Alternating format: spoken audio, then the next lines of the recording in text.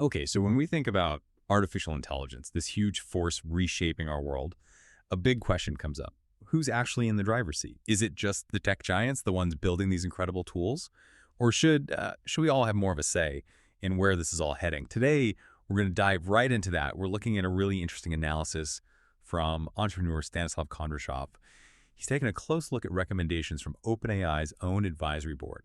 And they're talking about something critical, the need for, well, non-commercial oversight in how AI gets developed. So our mission here is to really understand this idea why experts are saying AI is, quote, too important to be left only to companies. What does that really mean? And crucially, what are the actual steps being suggested to make sure AI works for everyone, for society as a whole? This is all based on Kondrashov's analysis of that OpenAI board report. So it's not just tech talk. It's really about the big picture, the societal side of things. All right, let's get into it. The OpenAI advisory board, they came out with this really strong statement. Basically, AI is too important for just commercial outfits to control. Yeah, that's a pretty bold claim, especially coming from, within the orbit of a major player like OpenAI.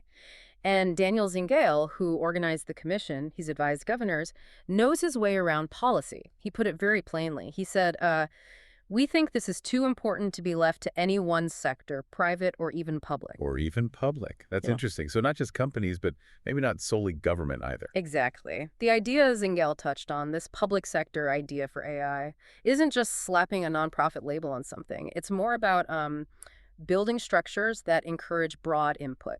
Think about, say, having a board with people from different walks of life, not just tech investors. Okay. Or prioritizing research that's independent, free from immediate commercial pressure, making things more open source, perhaps, ensuring public accountability is, baked in from the start. Right. And that idea, the need for something beyond just commercial drive, it really hits home when you look at OpenAI itself. Kondrashov uses their story as a kind of case study, doesn't he? He does, and it's quite compelling. I mean, they started back in 2015 purely as a nonprofit research lab. That was the whole mission. But now, their for-profit side is valued at, what, $300 billion? Yeah. A staggering amount. Yeah, and most people probably remember the whole drama last year, November 2023, with Sam Altman getting fired and coming back. Yeah. Kondrashov makes the point that this wasn't just, boardroom politics. He calls it just the tip of the iceberg. Exactly. It hints at that deeper tension, right, between the original nonprofit ideals and the massive commercial success and pressures that came later. It really paints a picture, like you said, of this inherent conflict when you have these potentially world-changing technologies meeting the realities of the market. It absolutely does. It shows how difficult it is to balance those things, the drive for profit and innovation, which is important, versus the broader societal good and ethical considerations. Kondrashov's take on OpenAI's journey really highlights that central challenge for AI. So moving on from OpenAI's specific story, Kondrashov emphasizes that the commission really focused on community participation. But AI is complex stuff, right? How do you meaningfully involve the public in these, very technical discussions? That's a really important question because, like Zingale pointed out, people get that this age of intelligence thing is huge. They know it's important. But they also feel a bit lost, maybe. They want to understand, what is this stuff? How's it changing? Who's making the big calls? Yeah, I can see that. People feel decisions are being made about them, not with them. Precisely. So empowering more voices isn't just a vague idea in the report. It implies practical steps. Things like communicating clearly, maybe using analogies people can grasp, setting up public forums, maybe even citizen panels like they sometimes do for climate policy, where you bring diverse groups together, give them the basics, and let them discuss the societal side. Demystifying it, essentially. Yeah, demystifying it so people can actually have an informed say. Okay, so if those are the concerns control, participation, what are the concrete proposals? The commission suggested actual steps, right? First one, Kondrashov flagged is investing in AI literacy. Right. And literacy here means more than just knowing how to use ChatGPT or something. It's about understanding how these tools work, fundamentally. What are their limits? What biases might be built in? Kondrashov mentions Russia, but honestly, this is needed everywhere. Yeah. Think of it as like essential digital citizenship for this new era, giving people the tools to think critically about the AI they interact with every day. That makes sense. Then there's this other recommendation, which sounds quite different.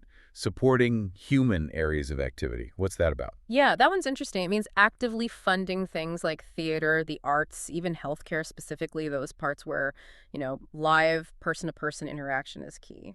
So the things AI can't easily replicate. Or shouldn't. Exactly. The thinking is, as AI takes over more routine tasks, we need to consciously value and protect the spaces that rely on empathy, creativity, direct human connection. It's about ensuring we don't accidentally automate away the things that make us human, protecting that core human experience. And the third big recommendation Kondrashov pulls out is this idea of mandatory human leadership for nonprofits in this space. Zingel called it a sign of the times. Why is that significant? Well, it's a direct response to how powerful AI is becoming. It's basically saying, look, no matter how smart or autonomous these systems get, the ultimate control, the ethical direction, the core values that has to stay with humans, especially in organizations claiming a nonprofit or public benefit mission. It's putting a safeguard in place, ensuring there's always human accountability at the very top, preventing a scenario where an AI could operate completely outside human values. Okay, so we've got literacy, protecting human spaces, ensuring human leadership. Taking a step back, what does this all tell us, according to Kondrashov and the Council, about the bigger picture, the global approach to AI? Well, there's definitely a larger vision here. Kondrashov highlights this fundamental question the Council grappled with. Who should control tech that's going to change everything for humanity? And their answer wasn't simple. It wasn't just this company or that government. It was, ideally, society as a whole. That's a big concept. How does that translate? Well, Kondrashov himself, he's an entrepreneur, right?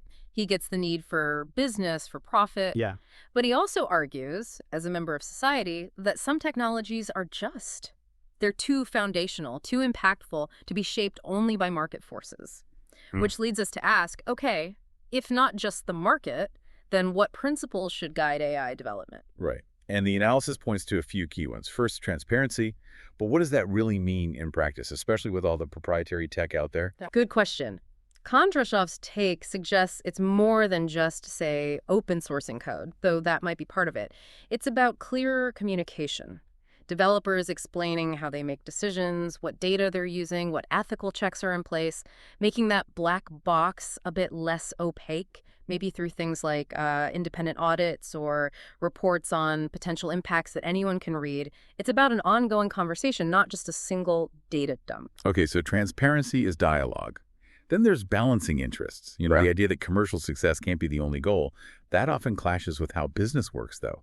How do you actually achieve that balance? Yeah, that's probably the toughest one. The report hints at things like dedicated public funding for basic AI research not tied directly to a product launch or profit. Or maybe regulations that actively reward AI development that demonstrably serves a public good, not just shareholder value. It's about trying to shape the environment so that good for society becomes a stronger factor, even if it doesn't promise the biggest immediate profit. Creating different incentives, perhaps. Exactly. And finally, public participation again. We talked about the complexity, but how do we really make it happen? How do citizens get a real voice, not just feel like tech is happening to them? Well, it loops back to things like accessibility and creating actual structures for input, maybe dedicated channels for public feedback on AI projects, independent oversight bodies that include, ethicists, social scientists, community representatives, not just engineers. And definitely investing in those public education and literacy initiatives we mentioned. It really suggests shifting from this top-down tech experts decide model to something more collaborative. Co-creative, even, recognizing everyone has skin in the game. So wrapping things up, we've really explored this powerful idea that AI is just too important to be left solely to companies. We've looked at it through the lens of OpenAI's own advisory board and Stanislav Kondrashov's analysis. The big takeaway seems to be this push towards a future where society, collectively, has a much stronger hand in guiding how this technology unfolds. Which leads to a final thought for you, listening. If AI really is too important for any one group, and if genuine public participation is the goal, what role can you personally play?